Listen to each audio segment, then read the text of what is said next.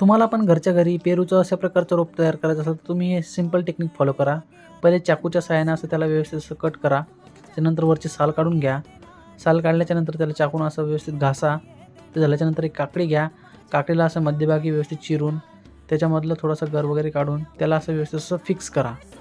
हे पूर्ण फिक्स झाल्याच्यानंतर ते एक ग्लास घ्या. त्या ग्लासला असं छिद्र वगैरे पाडा व्यवस्थित. त्यानंतर त्याला कट करून घ्या कैचीच्या सहाय्याने आणि त्यानंतर ग्लास असा फिक्स करायचा. त्याला टेपच्या सहाय्याने असं व्यवस्थित चिपकून घ्यायचं. त्यानंतर त्याच्यामध्ये कोकोपीट भरायचं असं व्यवस्थित आणि त्याच्यावर थोडंसं पाणी टाकायचं आणि त्याच्यानंतर त्याला पॉलिथिन अशी लावून घ्यायची व्यवस्थित आणि पॉलिथिन लावल्याच्यानंतर तुम्ही 45 दिवसाच्या नंतर बघू शकता हे कशाप्रकारे याला रूट वगैरे झालेले आहेत.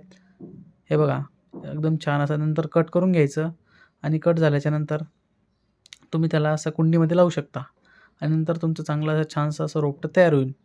हे बघा अशा प्रकारे.